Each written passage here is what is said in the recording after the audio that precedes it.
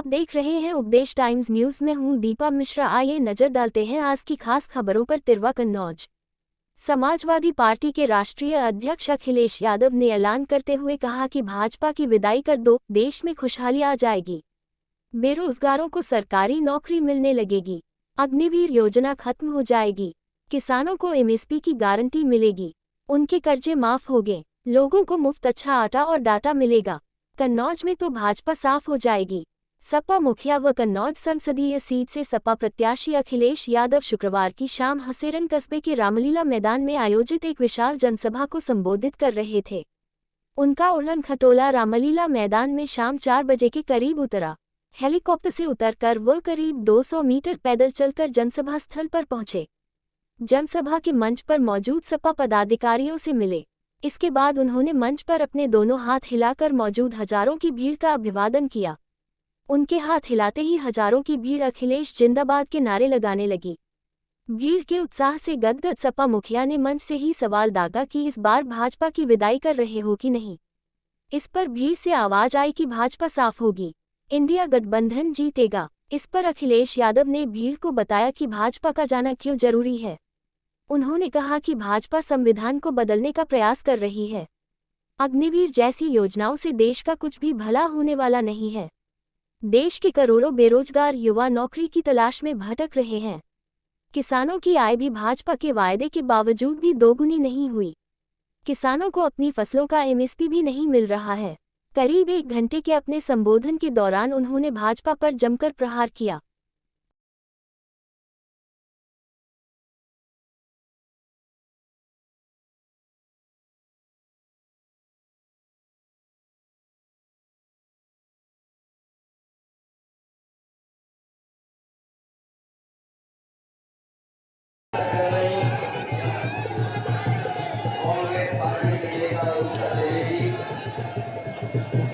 Samajwadi party के जिला के अध्यक्ष गरीब खान साहब मंच पर उपस्थित इस क्षेत्र से कई बार रहे सांसद आदरणीय छोटे सिंह यादव जी, विधायक रेखा वर्मा जी, संचालन कर रहे नेपाल जी, ताहिर सिद्दीकी साहब विधायक, रामदास सेठी जी, उमा शेखर केरिया जी, रामरतन प्रजापति, मुकेश राठौर, गुड्डू चौहान, राजीनाथ मेघा जी, रामचंद्र जी, उदय राजपूत जी, अप्पू बागड़ी जी, श्रीधर जोगिया, आकाश सारंग जी, जिलाध्यक्ष आम आदमी पार्टी जगन्नाथ यादव जी, दिनेश धालीवाल जी, जिलाध्यक्ष कांग्रेस अनिल कटेरिया जी,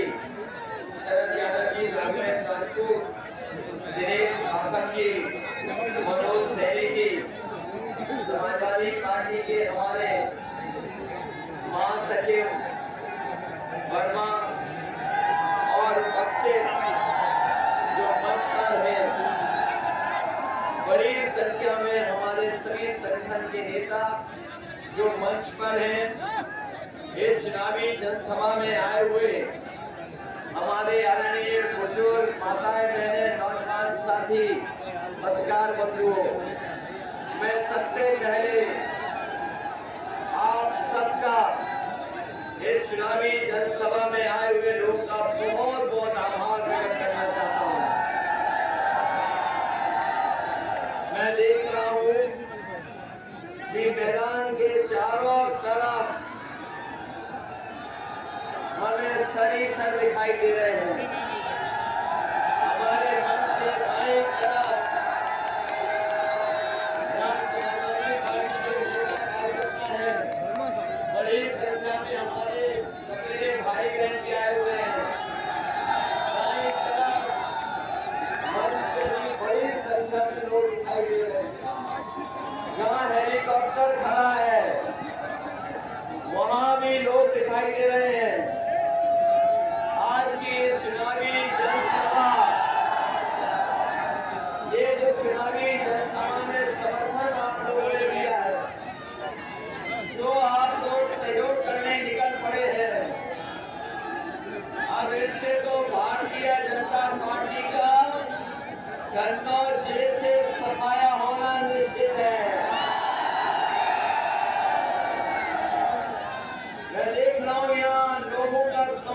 दिखाई दे रहा है, लोगों का समुद्र दिखाई दे रहा है चारों तरफ। साधन हो नहीं हो तब भी लोग अपने चले आए समर्थन के लिए। जगह कम पड़ गई। मुझे लगता है कि इस बार कन्नौज के लोग देश के जो लोकसभा के चुनाव हो रहे हैं, जहां सबसे बड़ी जीतों में मुझे लगता है कि इस बार कन्नौज भी शामिल होने जा रहा है। ये बीजेपी वाले लोग, मुझे सुनने में आया है कि बीजेपी वाले लोग कुछ देर खुश हो गए थे,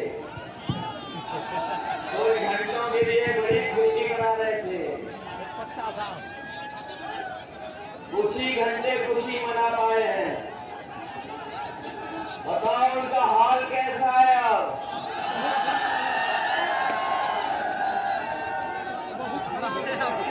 कहां चले गए बीजेपी वाले लोग? और इसलिए नहीं, हमारे कन्नौज के लोग जानते होंगे, जहां पर विकास छूटा था वहीं छूट गया। जहां विकास छोड़ा था हम लोगों ने,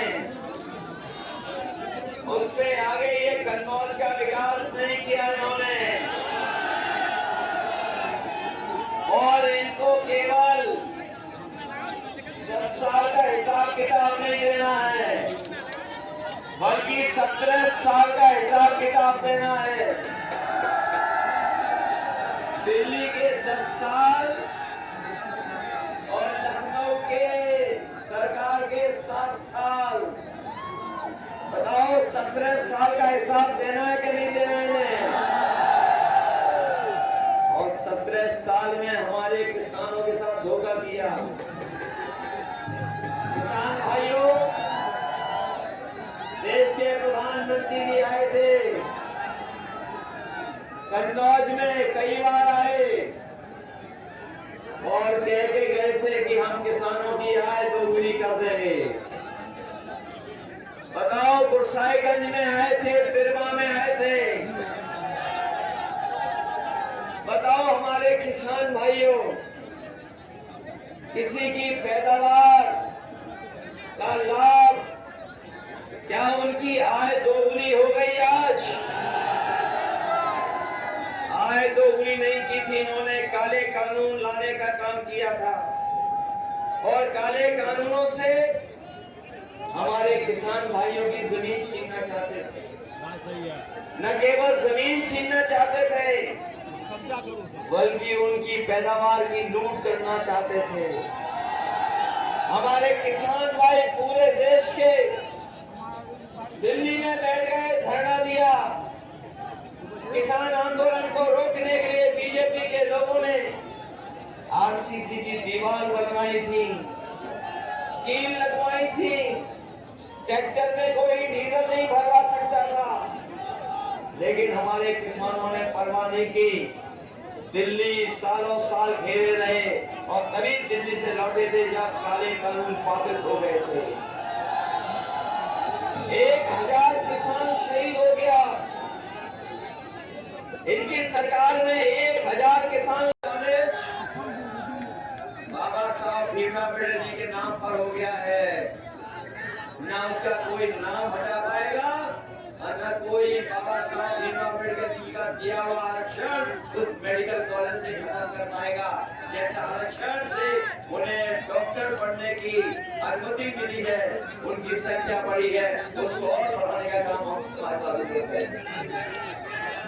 ये क्षेत्र बहुत पिछड़ा इलाका था। ये हमारे पुराने नेता जानते होंगे, जब मैं पहली बार चुनाव लड़ने आया था,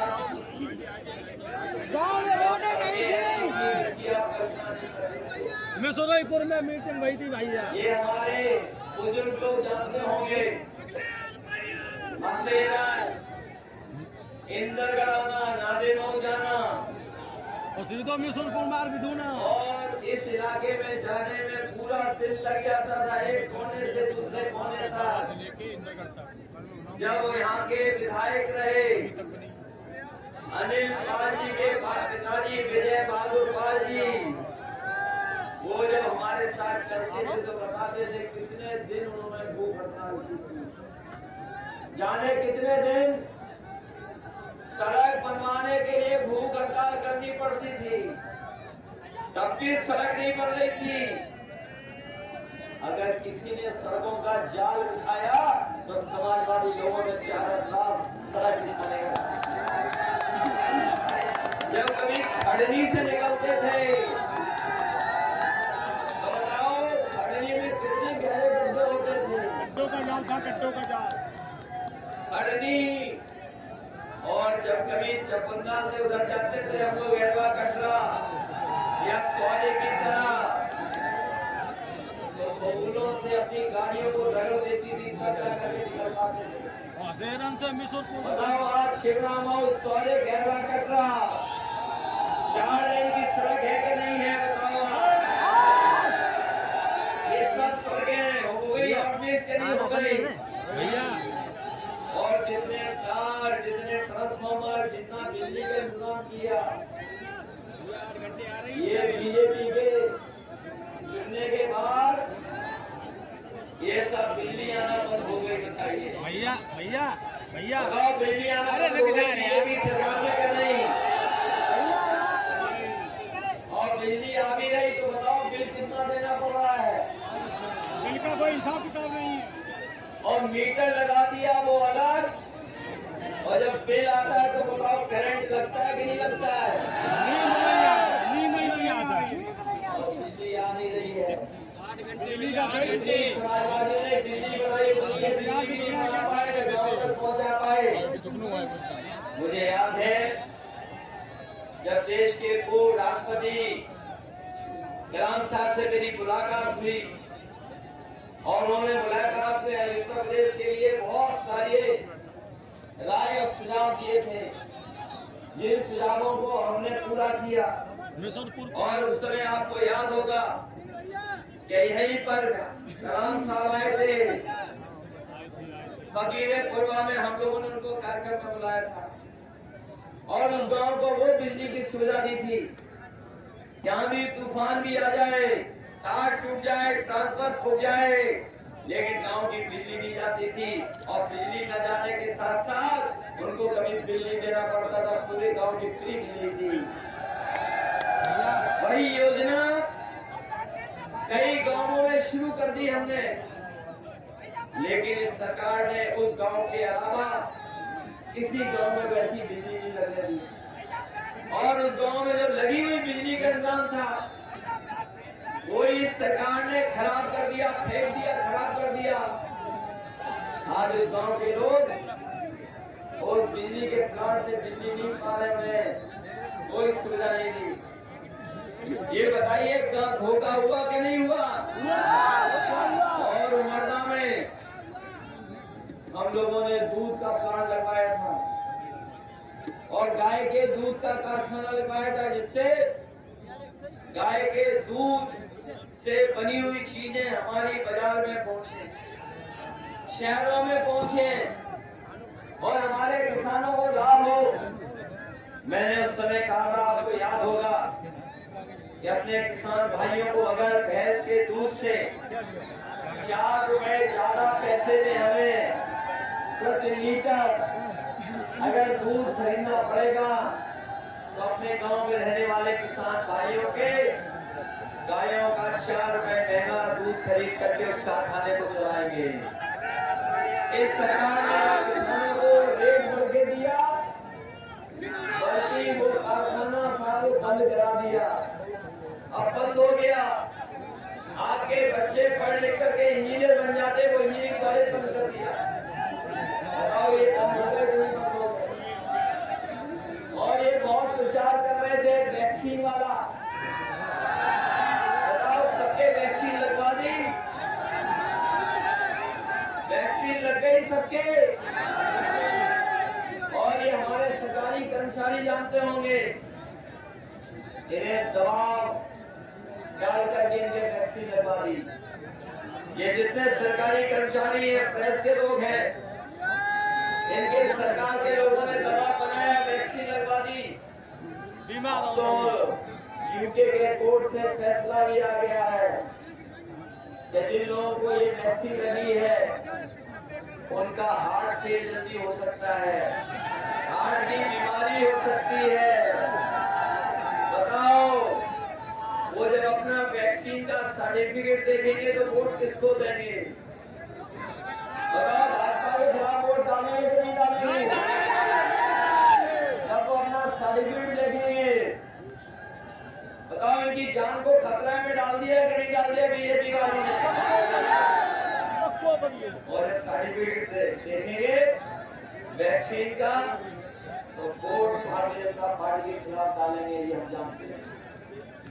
वैक्सीन हमने नहीं लगवाई, हमारे जैसे और भी साथी होंगे, कुछ साथी जिन्होंने वैक्सीन नहीं लगवाई, बड़ी मेहनत से पढ़ाई कर रहे थे, किराया मांग करके उधार करके पढ़ाई पूरी की, कोचिंग की, और जब परीक्षा लिखी, जब वो परीक्षा दे करके नौजवान घर लौटा तो पता लगा पेपर लीक हो गया, परीक्षा कैंसिल हो गई। इस सरकार में जो भी परीक्षा हुई है सबके पेपर लीक हो गए। बताओ, ये सरकार कैसी है जो अपना लीकेज नहीं रोक पा रही है? बताओ, पेपर लीक हो रहे कि नहीं हो रहे? ये कैसी सरकार है जो अपना लीकेज नहीं रोक पा रही है, पेपर लीक करा रही है? और केवल पेपर लीक नहीं हुए हैं, बल्कि नौजवान जो हमारा दौड़ के भाग के दिन रात तैयारी करता था फौज की कि उसको फौज में भर्ती मिल जाएगी, पक्की नौकरी मिलेगी और वर्दी पहनने को मिलेगी, देश की रक्षा करने के लिए चला जाएगा, वो नौकरी भी इन्होंने आधी अधूरी कर दी। ये अग्निवीर वाली नौकरी, ये जो आधी अधूरी नौकरी है, हम समाजवादी लोग और इंडिया गठबंधन के लोग कभी स्वीकार नहीं कर सकते हैं। नौजवानों, सरकार बनेगी, अग्निवीर व्यवस्था हमेशा हमेशा के लिए खत्म हो जाएगी। ये 4 साल की नौकरी हमारा नौजवान स्वीकार नहीं कर सकता, और ये अग्निवीर में कोई आपका सम्मान नहीं है, ना आपको कोई इसमें सम्मान मिलेगा, ना आपको कोई सुविधा मिलने जा रही है, और अगर शहीद भी हो गए तो आपको सम्मान के साथ घर नहीं पहुंचाएंगे। याद हो आपको, ये नेताजी ने किया था कि अगर कोई जवान शहीद होता था तो उसको सम्मान के साथ उसके घर परिवार तक ला करके उसको सम्मान देते। ये नेताजी का फैसला था। आज अग्निवीर अगर कहीं शहीद होगा तो उसको सम्मान नहीं दे रही सरकार। अभी पंजाब का 18 साल का नौजवान अग्निवीर में भर्ती और शहीद हो गया, उसको घर पहुंचाने के लिए सरकार ने एम्बुलेंस भी नहीं दी, न सम्मान दिया, न सरकार की मदद की, और जो एम्बुलेंस लेके नहीं आई थी वो सरकार की एम्बुलेंस। हम अपने साथियों को कहना चाहते हैं, बड़े बड़े विभाग जो सरकारी हैं उसमें सब नौकरी आउटसोर्स हो गई है, कॉन्ट्रैक्ट पे चली गई, निजी हो गई। और ये जो हमारे खादी वर्दी वाले कभी कभी आपको अच्छा सहयोग कर रहे हैं, हमें आपको व्यवस्था में हमारी मदद कर रहे हैं, लेकिन कभी कभी खादी वाले भी हम लोग को डराते हैं। ये लोग भी समझ लें, अगर बीजेपी की सरकार आ गई तो फौज की भर्ती तो 4 साल की कर दी उन्होंने, इनकी 3 साल की भर्ती हो जाएगी।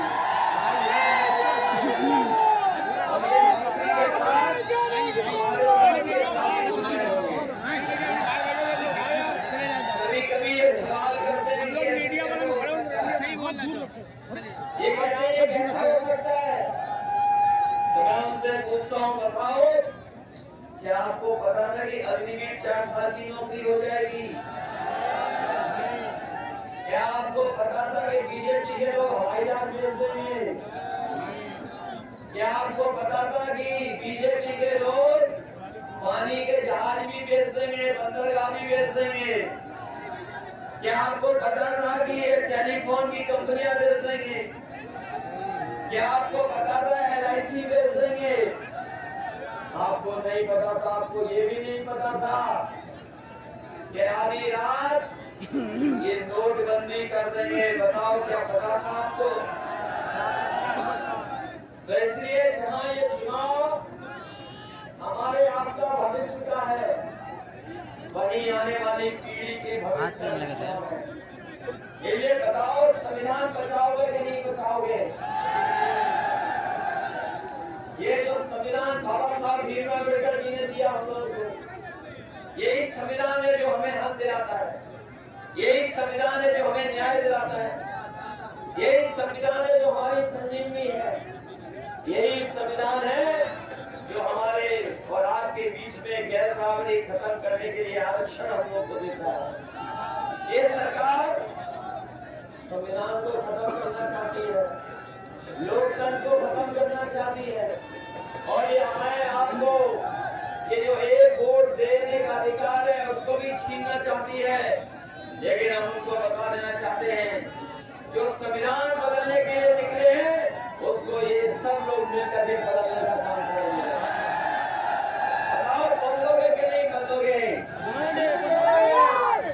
और ये जो डबल इंजन की सरकार है, इनके आपने होर्डिंग देखे, इनके होर्डिंग लगे बड़े बड़े शहरों में। ये जो डबल इंजन की सरकार के होर्डिंग लगे हैं, बड़े बड़े होर्डिंग, और होर्डिंग में देख लो एक इंजन पहले से ही गायब है, और जो कन्नौज का 18 इंजन है उसको जगह ही नहीं मिली है, उन्होंने पहले ही गायब कर दिया उसको। और जो 18 इंजन का है उसका पुलिस से बहुत पुराना प्रेम है। हमारे पुलिस के भाई भी लोग भी बहुत प्रेम करेंगे उनको इस बार चुनाव में।